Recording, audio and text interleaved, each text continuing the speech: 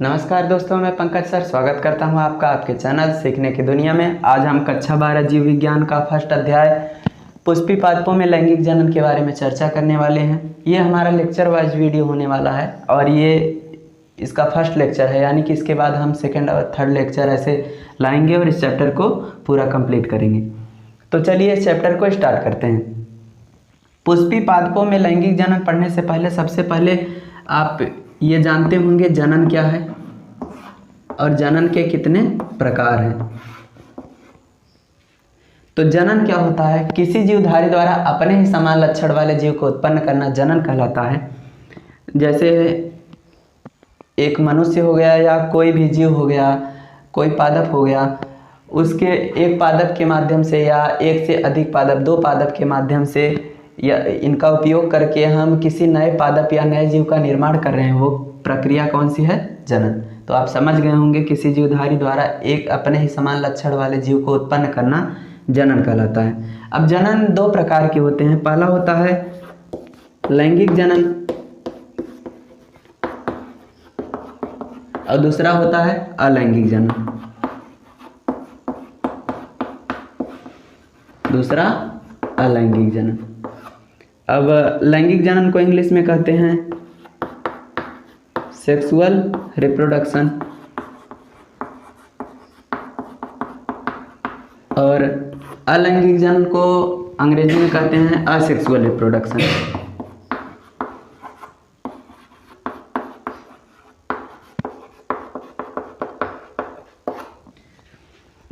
अब देखो लैंगिक जनन क्या होता है। मुख्य रूप से इसकी परिभाषा आप पढ़ेंगे कि यदि जनन के लिए दो युग्मकों का उपयोग किया जाए तो वो लैंगिक जनन होता है। यानी कि लैंगिक जनन के लिए दो युग्मकों की आवश्यकता होती है। दो युग्मक यानी इसमें नर युग्मक और मादा युग्मक आएंगे। और अलैंगिक जनन में आप पढ़ते होंगे कि अलैंगिक जनन का मतलब होता है कि जिसके लिए केवल एक युग्मक की आवश्यकता पड़े या जिसके लिए दो युग्मकों की आवश्यकता न हो, उसे अलैंगिक जनन कहते हैं। अब इसका मतलब हम सीधे शब्दों में समझ सकते हैं कि जैसे हम पादपों की बात कर रहे हैं तो जंतुओं में भी ये लैंगिक अलैंगिक जनन की प्रक्रिया पाई जाएगी, लेकिन चैप्टर का नाम क्या है? पुष्पी पादपों में लैंगिक जनन। तो हम पुष्पी पादपों की बात करेंगे। अब पुष्प क्या होता है? पुष्प किसी भी पौधे का लैंगिक भाग होता है। क्या होता है? पुष्प किसी पौधे का लैंगिक भाग या लैंगिक अंग कह सकते हैं। अब पुष्प किसी भी पौधे का लैंगिक भाग होता है। इसका मतलब क्या कि अगर हम पुष्प का उपयोग करके जनन करें तो वो कौन सा जनन कहलाएगा? लैंगिक जनन। अगर बिना पुष्प का उपयोग करे हम जनन करें वो कौन सा जनन कहलाएगा? अलैंगिक जनन। तो आप समझ गए होंगे स्पष्ट शब्दों में कि लैंगिक जनन का मतलब क्या होता है। तो अलैंगिक जनन के बारे में हमें पढ़ना नहीं है, क्योंकि अलैंगिक जनन में बिना पुष्प का उपयोग किए जनन किया जाता है। इसका मतलब जैसे कि आप गुड़हल या गुलाब में देखते होंगे, उसकी टहनी को काट कर लगा दिया जाता है तो जिससे नए पौधे उत्पन्न हो जाते हैं। तो क्या उसमें हमने पुष्प का उपयोग किया? नहीं किया। फिर भी हमने नए पादप का निर्माण किया या नए जीव का निर्माण किया, वो किस प्रकार का जनन है? अलैंगिक जनन। तो हमें अलैंगिक जनन के बारे में नहीं पढ़ना है। किसके बारे में पढ़ना है? लैंगिक जनन। वो भी किसमें लैंगिक जनन? पुष्पी पादपों में। तो चलिए अब हम समझते हैं पुष्पी पादप क्या होता है। देखिए पुष्पी पादप का मतलब होता है कि जिनमें पुष्प पाया जाए। तो पादप जगत को जब 5 भागों में बांटा गया, 2 भाग बांटे गए हैं पादप के, फिर 2 को 5 भागों में बांटा गया है। सबसे पहले 2 भाग देखते हैं कौन सा होता है। पहला होता है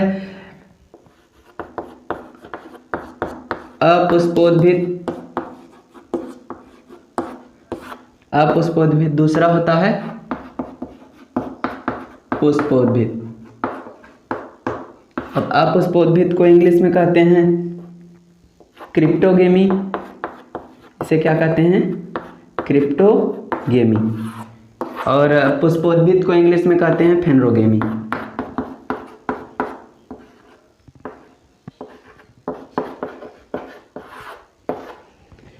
अपुष्पोद्भिद पादप का मतलब होता है कि जिनमें बीज न पाया जाए। तो इनके कई प्रकार होते हैं, आगे 3 प्रकार होते हैं। अभी हमने बताया कि कुल 5 प्रकारों में बांटे गए हैं। तो कौन कौन से 3 प्रकार इनमें आएंगे? पहला आएगा थैलोफाइटा, दूसरा है आपका ब्रायोफाइटा और तीसरा है आपका टेरिडोफाइटा।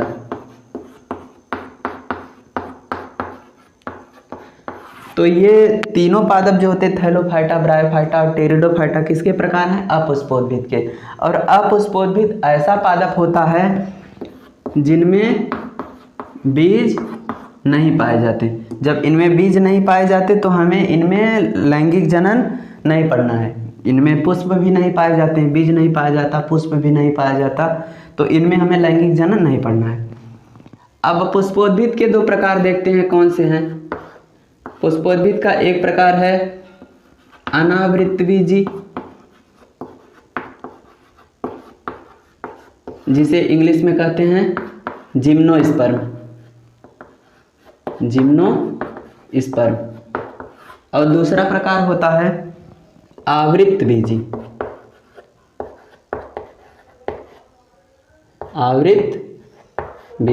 इसे अंग्रेजी में कहते हैं एंजियोस्पर्म।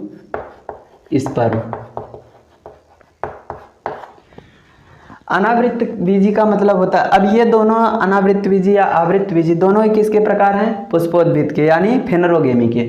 तो इसका मतलब फेनरोगेमी ऐसा पादप होता है जिनमें बीज पाया जाता है, तो इन दोनों में बीज पाया जाएगा। लेकिन जो अनावृत बीजी पादप होता है इसमें पुष्प नहीं पाया जाता, पुष्प केवल किस में पाया जाता है? आवृत बीजी पादपों में। तो हमें किसके बारे में पढ़ना है? आवृत बीजी पादपों के बारे में। बाकी ना हमें इसके बारे में पढ़ना है, ना इसके बारे में, ना इसके। तो आप समझ गए होंगे इस चैप्टर में हमें क्या पढ़ना है। आवृत बीजी पादपों में यानी पुष्पी पादपों में लैंगिक जनन। समझ गए? अब आगे चलते हैं। अब सबसे पहले हम पुष्प की संरचना का अध्ययन करते हैं कि पुष्प क्या होता है, किस प्रकार से इसका निर्माण होता है।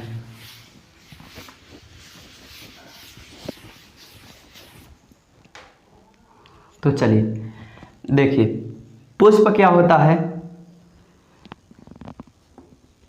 सबसे पहले हम पुष्प का चित्र देखते हैं किस प्रकार का होता है।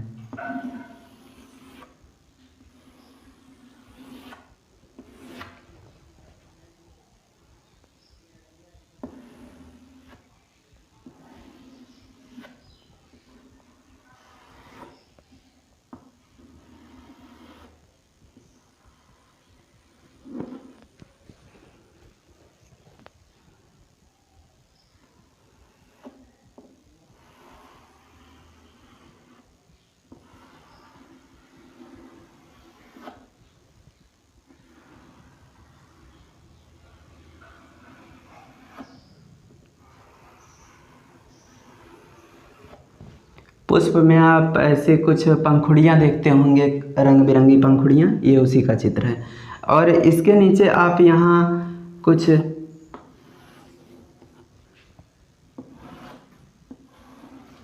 इस प्रकार की संरचना देखते होंगे, हरे हरे रंग का जो दिखाई देता है यहाँ पर, ठीक, ये हरा रंग का होता है। ये क्या होता है? इसे कहते हैं, ये सभी पुष्प के भाग हैं, आगे इनके नाम बता रहा हूँ। ये सभी क्या हैं? पंखुड़ियाँ पुष्प की।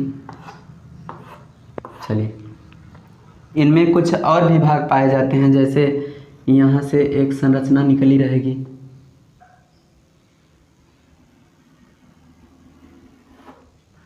जिनके ऊपर कुछ ऐसी संरचनाएं पाई जाएंगी, जिनके ऊपर कुछ इस प्रकार की संरचनाएं पाई जाएंगी ऐसी।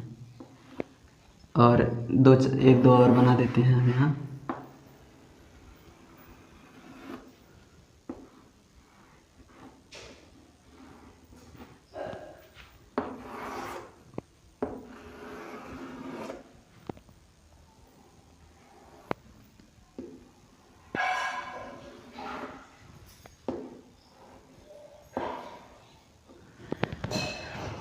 तो पुष्प के ये सभी भाग हैं। अब हम देखते हैं कि इन सभी भागों के नाम क्या हैं और इनकी उत्पत्ति किस प्रकार हुई है। यहाँ देखिए, सबसे पहले आपको यहाँ एक डंडी जैसी संरचना दिखाई दे रही होगी। इस डंडी जैसी संरचना को कहते हैं पुष्प वृंत। ये क्या है? पुष्प वृंत। और पुष्पवृंत का ऊपरी भाग ये फूला हुआ संरचना का कुछ दिख रहा है, इस संरचना को कहते हैं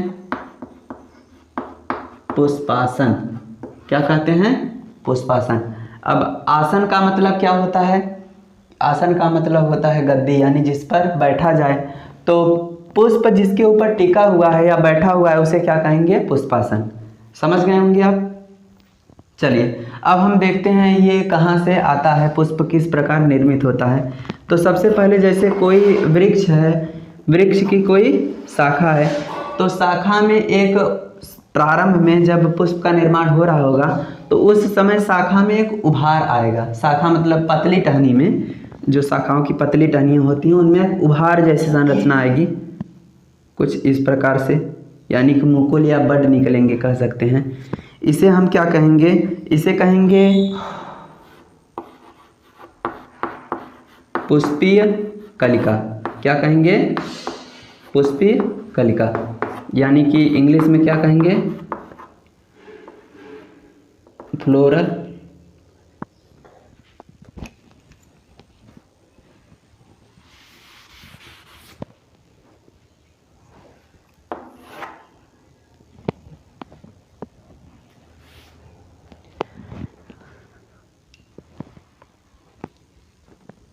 जैसे कोई टहनी होती है और टहनी से कुछ और पतली पतली टहनियों की शाखाएं भी निकली होती है कह सकते हैं। जो पतली पतली टहनियाँ होती हैं उनमें प्रारंभ में एक उभार जैसी संरचना निकलेगी, यानी उभरी हुई संरचना, मुकुल जैसी संरचना या कलिका जैसी संरचना निकलेगी। उभरी हुई संरचना यह दिख रही है, तो इस संरचना को कहते हैं पुष्पीय कलिका। क्या कहते हैं? पुष्पीय कलिका। अब अंग्रेजी में फ्लोरल बड कहेंगे। अब ये पुष्पीय कलिका बाद में कुछ समय बाद आगे वृद्धि करेगी, यानी कि इससे एक डंठल जैसी संरचना का निर्माण होगा। तो आगे हम देखते हैं कि ये पुष्पीय कलिका धीरे धीरे वृद्धि की और किसका निर्माण किया? एक डंठल जैसी संरचना का। इस संरचना को हम क्या कहते हैं? पुष्प वृंत। आप देख रहे होंगे ये पुष्पवृंत जो संरचना है कहाँ से निकला है? एक प्रकार से जो कह सकते हैं कि टहनी है उसका रूपांतरण हो गया, अलग प्रकार का दिखाई देने लगा है, रूप परिवर्तित हो चुका है। किस में बदल गया है? पुष्पवृंत में। अब पुष्पवृंत आगे जाकर और वृद्धि करके कुछ एक तस्तरी नुमा या फूली हुई संरचना कह सकते हैं, फूली हुई संरचना का निर्माण कर देगा। एक तस्तरी जैसी संरचना या फूली हुई संरचना का निर्माण कर देगा, और इस संरचना को हम क्या कहेंगे? पुष्पासन। बाद में पुष्पासन के ऊपर इसी पर पुष्प का निर्माण हो जाएगा। तो आप समझ गए होंगे कि प्रारंभ में पुष्प कैसे उत्पन्न होता है। अब देखिए एक शब्द आप सुनेंगे प्ररोह। एक शब्द आप सुनेंगे क्या? प्ररोह। अब प्ररोह क्या होता है कि पेड़ के जितने भी भाग मिट्टी के ऊपर दिखाई देते हैं उन सभी को प्ररोह कहते हैं। जैसे कि पेड़ मिट्टी के ऊपर के भाग जैसे तना क्या है? एक प्रकार का प्ररोह। टहनियाँ क्या है? एक प्रकार की प्ररोह। पत्तियाँ सब प्ररोह के ही भाग हैं। तो क्या हम ऐसा कह सकते हैं कि पुष्प जो है प्ररोह की एक रूपांतरित संरचना है? क्योंकि प्ररोह का रूप परिवर्तित हो गया, यानी कि रूपांतरण होकर पुष्प का निर्माण हुआ।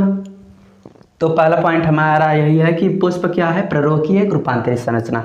अब चलिए हम देखते हैं कि ये हमने समझ लिया कि पुष्प का निर्माण कैसे होता है। अब ये समझते हैं कि पुष्प में कौन कौन से भाग पाए जाते हैं। तो देखो पुष्प के यहाँ कुछ भाग से सभी बने नहीं हैं। जैसे यहाँ पर क्या पाया जाएगा?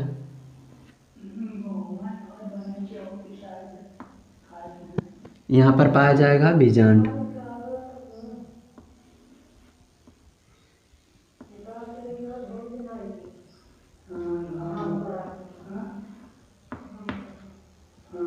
ये हमारा बीजांड है। चलिए अब इसमें कुछ ये जो संरचना दिख रही है इसका नाम होता है पराग कोश। ये क्या होता है? पराग कोश। और ये जो संरचना दिख रही है जिस पर पराग कोश टिका हुआ है इस संरचना को कहते हैं पुतंतु। क्या? पुतंतु। और इधर जो आपको ये संरचना दिख रहा है इसे पुष्पासन, इसे पुष्पवृंत कहते हैं, आप समझ चुके हैं।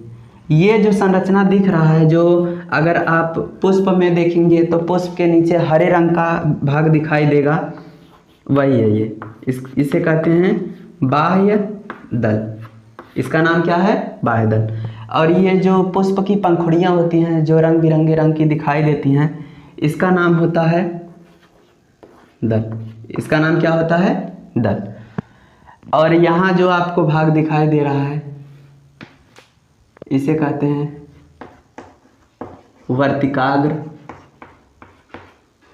यानी कि ये जो संरचना दिख रही है इसका सबसे ऊपरी भाग क्या है? वर्तिकाग्र। और यहाँ ये जो नली के आकार की संरचना कुछ दिख रही है, इस नली के आकार की संरचना को कहते हैं वर्तिका। क्या? वर्तिका। और नली के आकार की संरचना के बाद जो आप ये संरचना देख रहे हैं, ये संरचना, इस संरचना को कहते हैं अंडाशय। ठीक, अंडाशय के अंदर ये जो संरचना स्थित है,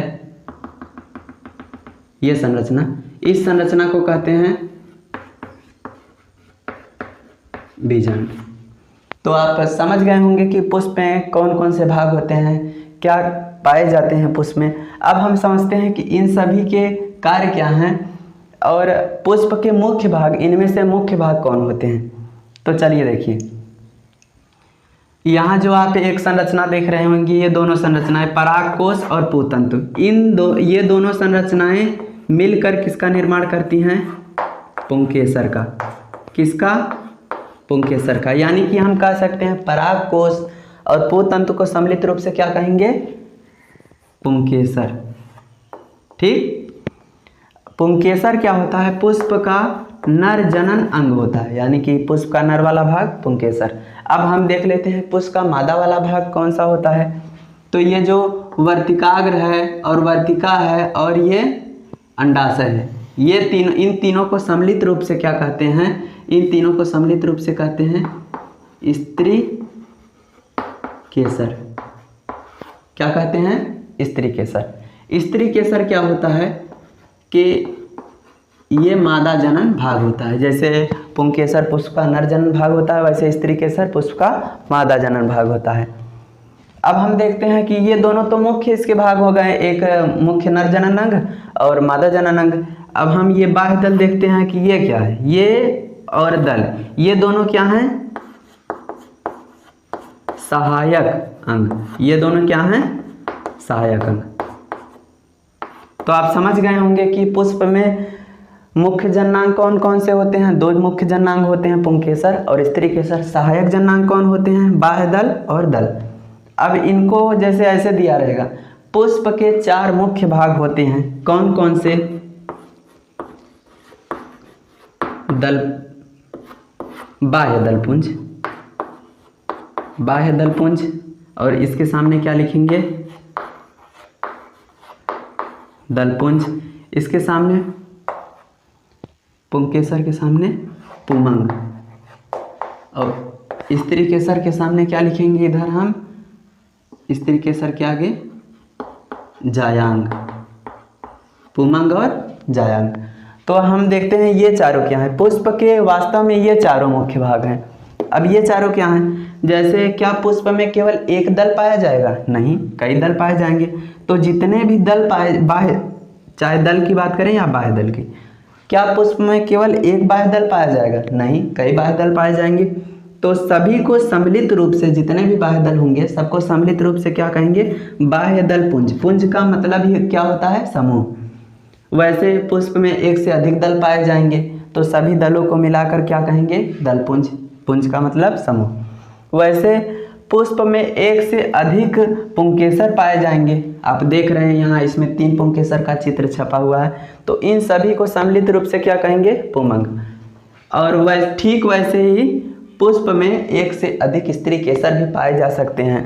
उनके समूह को क्या कहते हैं? जायांग। हालांकि इसमें तो केवल एक स्त्री केसर दर्शाया गया है, लेकिन कई पुष्प ऐसे होते हैं जिनमें एक से अधिक भी ये स्त्री केसर हो सकते हैं। तो आप समझ गए होंगे पुष्प के कौन कौन से भाग होते हैं। चलिए अब इनके हम कार्य भी देख लेते हैं। पुंकेसर का मतलब नर जनन भाग है, तो सिंपल सा बात है कि इसमें नर युग्मक का निर्माण होगा। पुंकेसर में क्या होगा, या पुमंग में कह सकते हैं, क्या होगा, नर युग्मक, यानी कि नर जनन कोशिका का निर्माण होगा। नर जनन कोशिका का निर्माण होगा। मुख्य रूप से हम बात करें तो कहाँ निर्माण होगा, परागकोश के अंदर। यहाँ पर क्या होगा, नर जनन कोशिका का निर्माण। नर जनन कोशिका का दूसरा नाम आगे आप पढ़ेंगे परागकण। नर युग्मक का दूसरा नाम क्या है, परागकण। ठीक वैसे स्त्री केसर के अंदर क्या होगा, स्त्री केसर के अंदर मादा जनन कोशिका या मादा युग्मक का निर्माण होगा, और मादा जनन कोशिका का नाम अंड कोशिका होता है। क्या, अंड कोशिका, अंड कोशिका। अब हम देखते हैं कि दल का कार्य क्या होता है। दल जो रंगीन दिखाई देती हैं, यानी कि पुष्प की जो पंखुड़ियां होती हैं उन्हें क्या कहते हैं, दल। अब दल रंगीन दिखाई देते हैं जिसके कारण ये आकर्षित दिखती हैं, तो जितने भी कीट होते हैं वो पुष्प की तरफ आकर्षित होते हैं। इससे कीटों को क्या फायदा होगा कि इनका रस, पुष्पों का रस मिलेगा, लेकिन पुष्प को इससे क्या फायदा होगा, तो पुष्प में परागण की क्रिया कीटों के माध्यम से संपन्न होगी। कौन सी क्रिया, परागण की क्रिया। दल क्या करेंगे, परागण में मदद करेंगे। अब परागण का मतलब क्या होता है, जैसे ये यहाँ पर क्या है, नर युग्मक, और ये पूरा किसका भाग है, वर्तिकाग्र, वर्तिका, अंडाशय, ये सभी मादा युग्मक के भाग हैं। अंड कोशिका का निर्माण कहाँ होगा, स्त्री केसर के मुख्य भाग यानी कि अंडाशय के अंदर। यहाँ पर आगे हम पढ़ेंगे कि अंड कोशिका का निर्माण यहाँ होता है। तो यहाँ पर नर जनन कोशिका है, यहाँ पर मादा जनन कोशिका या अंड कोशिका है। इन दोनों को हमें मिलाना है संतान उत्पन्न करने के लिए, इन दोनों को मिलाना है। मिलाने के लिए हमें नर युग्मक को मादा युग्मक के पास पहुंचाना होगा। तो कैसे पहुंचाएंगे, पहले इसमें स्फुटन होगा, यानी कि ये फूटेगा, यहाँ से कुछ परागकण निकलेंगे और कहाँ पहुँचेंगे, वर्तिकाग्र पर। फिर यहाँ से ऐसे आगे बढ़ेंगे और बीजांड के अंदर ऐसे प्रवेश करेंगे, नलिका जैसी संरचना बनाएंगे, बीजांड के अंदर प्रवेश करेंगे। तो इसमें कई कीट भी मदद करते हैं। कौन मदद करता है परागण में, कीट। अब कीट क्या करते हैं कि यहाँ से जैसे कि पुष्प का रस निकालने के लिए पुष्प पर बैठे, तो उनके चंगुलों में या शरीर के किसी भी हिस्से में यहाँ से कुछ परागण उनके शरीर में चिपक गए। फिर वही परागण पुष्प के दूसरे भाग, कौन से भाग, वर्तिकाग्र पर छूट गए, तो यहाँ से आगे चला जाएगा परागकण, और कौन सी प्रक्रिया हो जाएगी, परागण। परागण का मतलब क्या होता है कि पुंकेसर का या नर युग्मक का, चाहे पुंकेसर कहें या नर युग्मक, नर युग्मक का, सॉरी पुंकेसर नहीं, ये परागकण का, परागकण का परागकोश से वर्तिकाग्र पर जाने की क्रिया क्या कहलाती है, परागण। अब आप समझ गए होंगे परागण का मतलब होता है यहाँ से यहाँ पर परागकणों का गमन करना। तो गमन करने के लिए भी कौन उत्तरदायी होंगे, कुछ कीट होंगे। कीटों को आकर्षित कौन करेगा, दल। अब हम समझते हैं बाह्य दल का कार्य क्या होता है। बाह्य दल का यही कार्य होता है कि पुष्प की सुरक्षा प्रदान करना। तो आप समझ गए होंगे। अब आगे हम चलते हैं।